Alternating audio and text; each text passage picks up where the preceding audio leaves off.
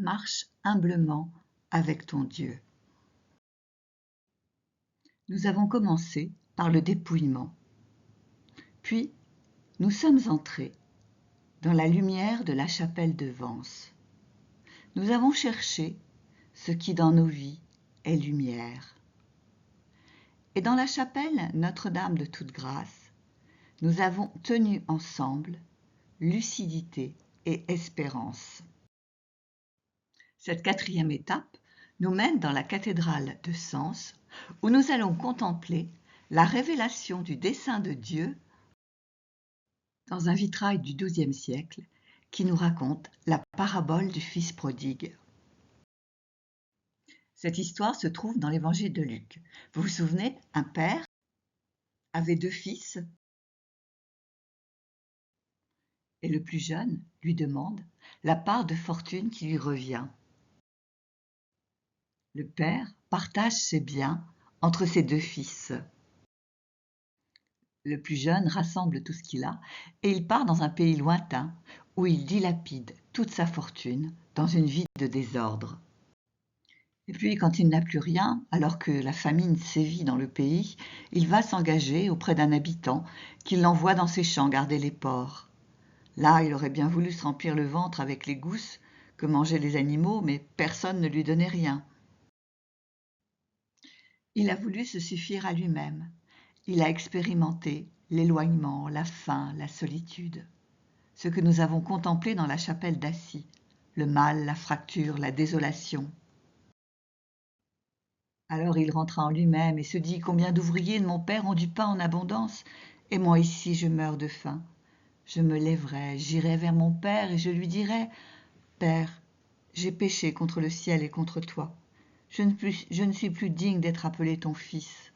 Traite-moi comme l'un de tes ouvriers. » Le père le voit arriver de loin. Il court, il se jette à son cou, il l'embrasse. Il demande au serviteur d'apporter un manteau qui redonnera à son enfant sa dignité de fils. Et puis qu'on tue aussi le veau gras pour préparer un festin, car son fils qui était perdu est retrouvé, son fils qui était mort est vivant. Le maître verrier ne raconte pas seulement une belle histoire morale. Il montre que l'histoire du Fils, c'est la nôtre et c'est aussi l'histoire du Christ. Revenons au début. Dans la légende qui accompagne la vignette, le maître verrier reprend le texte latin de l'Évangile. Il emploie le mot « substantier », que l'on traduit par « héritage », ma part d'héritage. Or, ce mot veut dire beaucoup plus. Substantia, c'est la substance, la vie, l'essentiel. Qu'est-ce que cet essentiel ? Il s'agit là de quelque chose de vital. Regardons de près ce que donne le Père pour comprendre ce qu'est cet essentiel. Ce sont de petits objets de forme ronde marqués d'une croix. Est-ce que ce ne serait pas des petits pains et même des hosties ?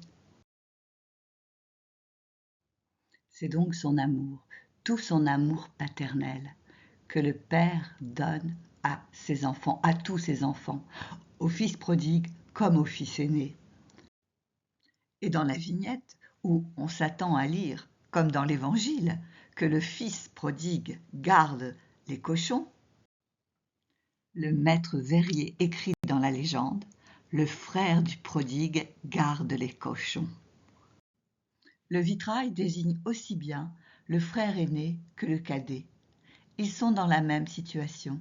Ils ont tous les 2 rompu la relation avec le Père. Ils ont le même chemin à faire pour le reconnaître. Souvenez-vous, le fils aîné s'adressera ainsi au Père. « Voilà tant d'années que je te sers, sans avoir jamais désobéi à tes ordres, et jamais tu ne m'as donné un chevreau. » Celui qui parle ainsi est aussi éloigné de son Père que le fils qui garde les porcs dans un pays étranger, car il a été jusque-là serviteur au service d'un maître et non pas fils.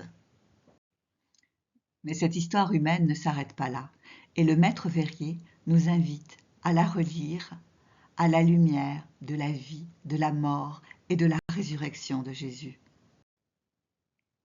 Et dans le vitrail, c'est la couleur jaune d'or qui va être signal christologique, qui va nous dire quelque chose du Christ.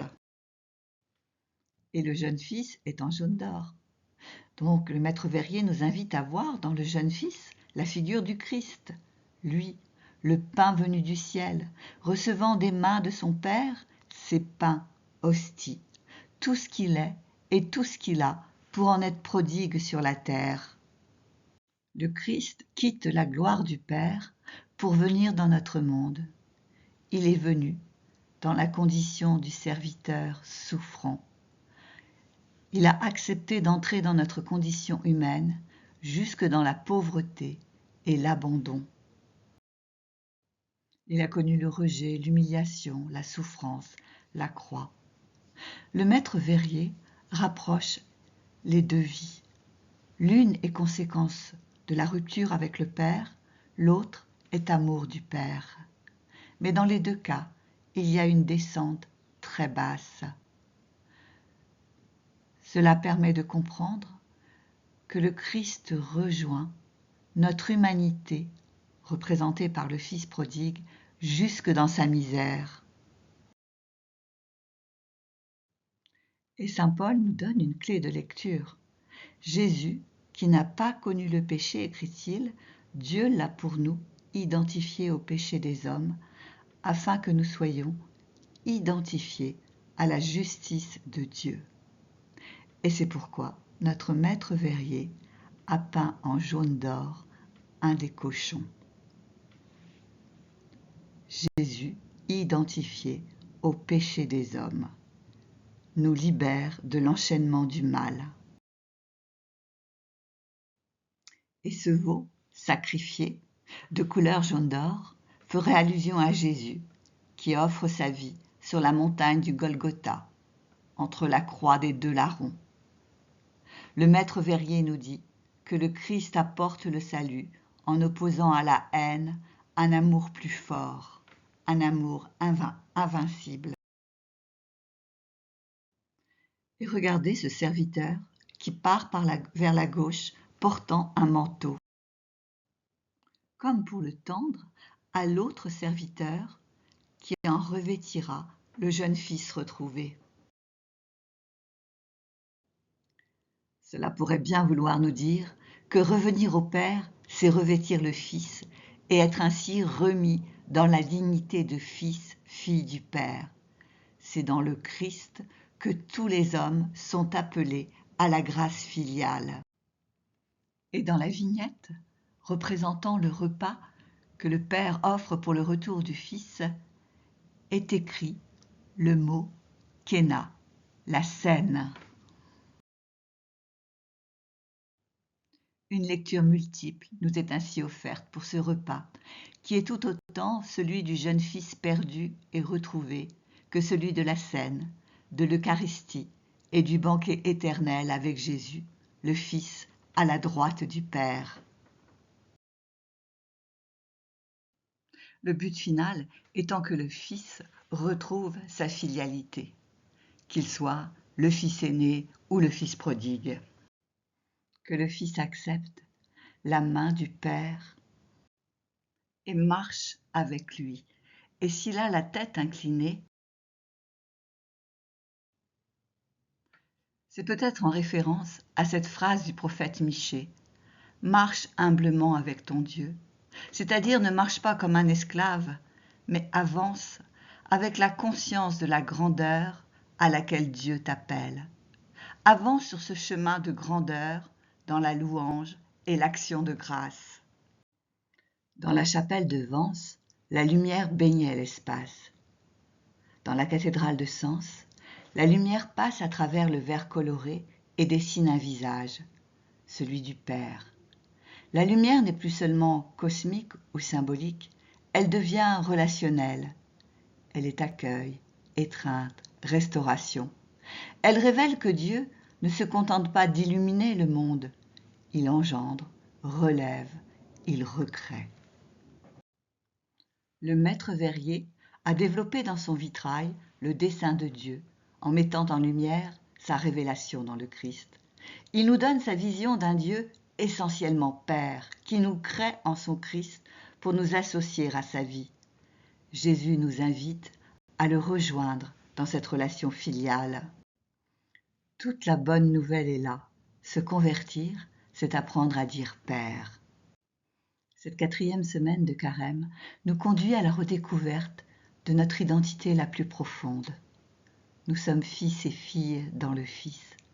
Alors peut-être pouvons-nous relire notre propre histoire comme une histoire de filiation, identifier les lieux d'éloignement, entendre l'appel intérieur au retour et contempler longuement le Père qui court pour nous relever.